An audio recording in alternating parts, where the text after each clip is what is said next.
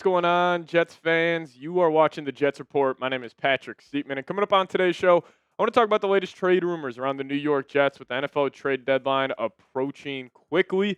I got three players that the Jets could trade away after their 0-5 start. And then speaking about the 0-5 start, Jets are the only team in the NFL without a win this season. Are they the worst team in the NFL?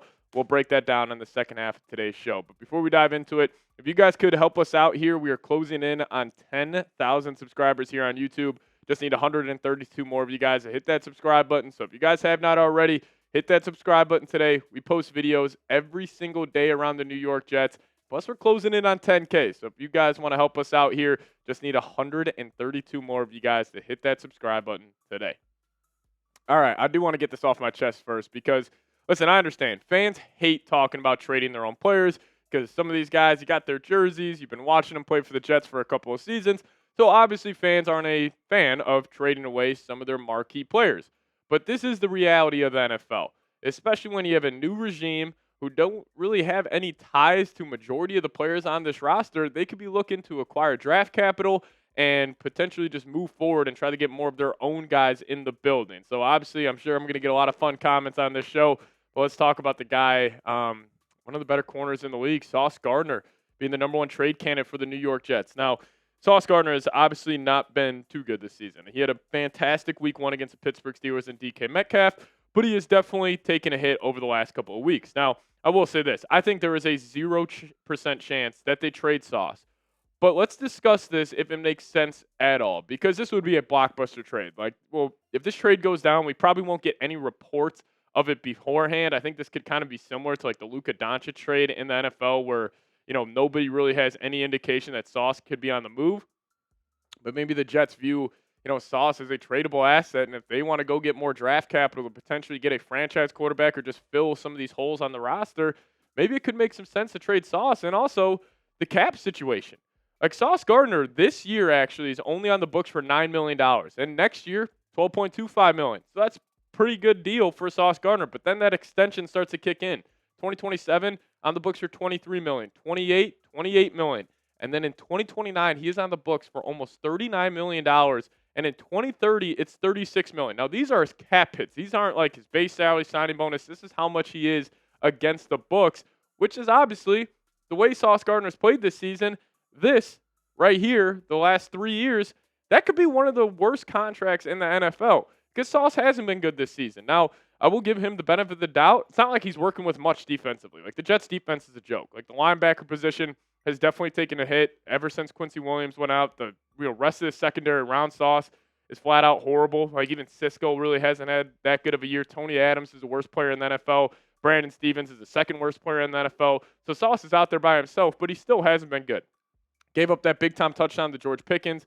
Gave up that touchdown to Darren Waller. He just hasn't been making the plays that we are accustomed to seeing Sauce Gardner make. And his coverage grade, 60.4. That is 80th out of 169 eligible corners in the NFL. So he just flat out hasn't been good enough.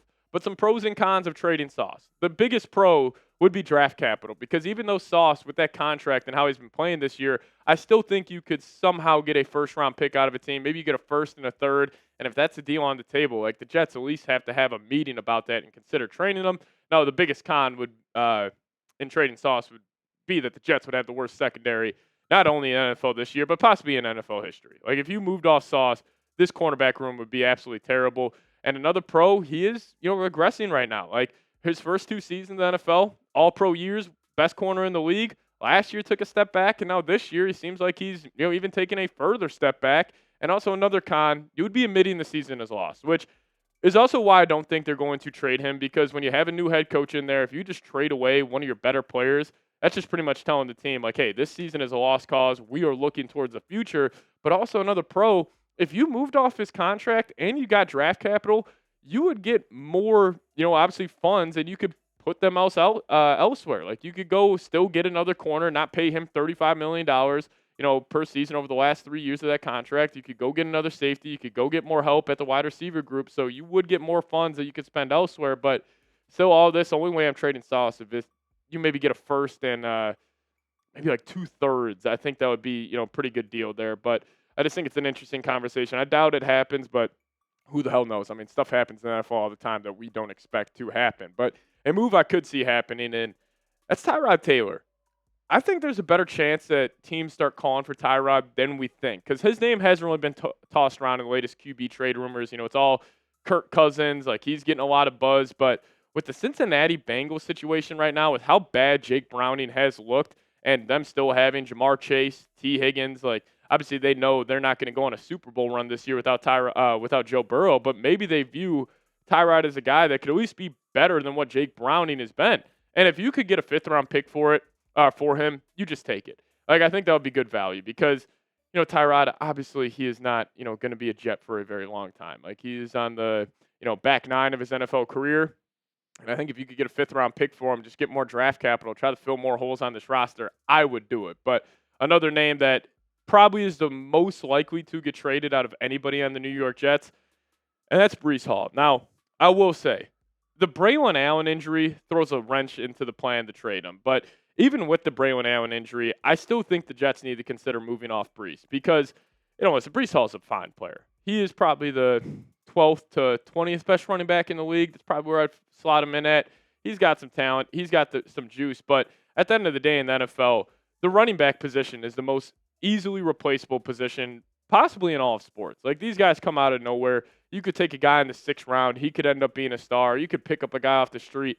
I still think, when it comes to run games in the NFL, I still give 60% of the credit to the offensive line. Running backs get probably, 20, and then the scheme overall gets the last 20. So running backs are very, very replaceable. And also, you're not going to extend them this offseason. At least I wouldn't extend them.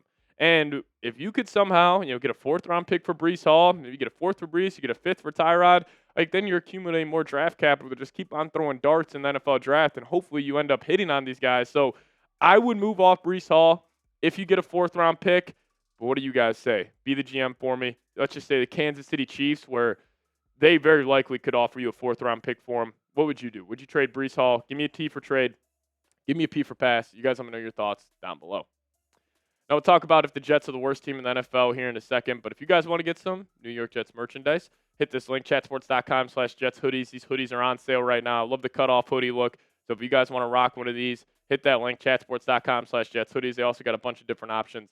So click that link in the comment section and description of today's show. All right, let's talk about it.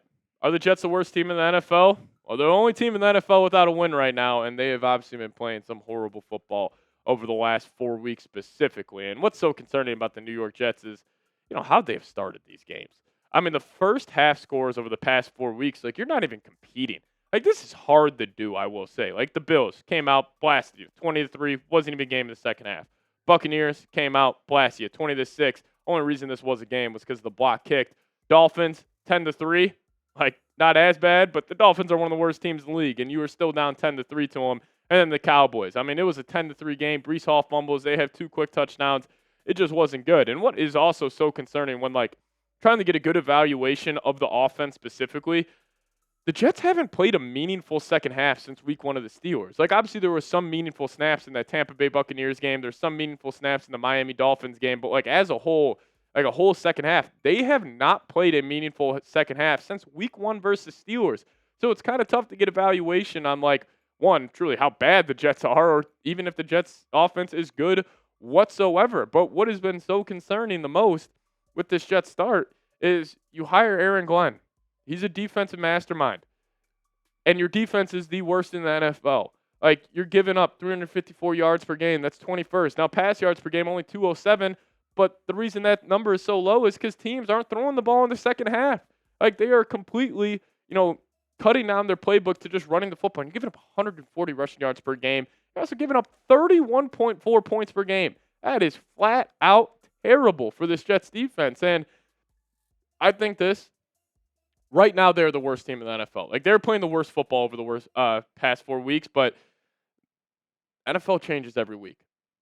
Like, the Jets could somehow get a win this Sunday against the Denver Broncos, and obviously they won't be the worst team in the league. But it changes so fast in the NFL.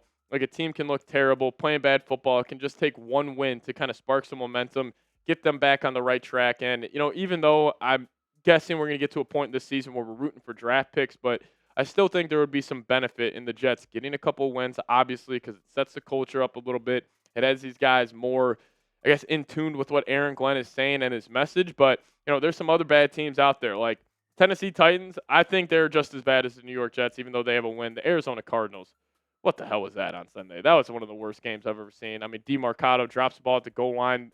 Cam Ward throws an interception, but it results in a touchdown for the Titans. Like, they had no business winning that game. The Raiders are falling off the face of the earth. I want to say the Dolphins, but the Dolphins beat the Jets, and the Cleveland Browns, they're still a bad team. Cincinnati Bengals could make an argument, though, 2-0 with Joe Burrow, but without Joe Burrow, they have the worst offensive line in the league, still probably a top 5 bottom defense, and, they're just not that good of a football team. So right now, I think the Jets are the worst team in the NFL, but again, a lot can change week to week, but I'll ask you guys this. Are the Jets the worst team in the NFL? Be honest with me. Give me a Y for yes or an N for no down below. We appreciate all of you guys tuning in. See you guys next time. As always, go Jets.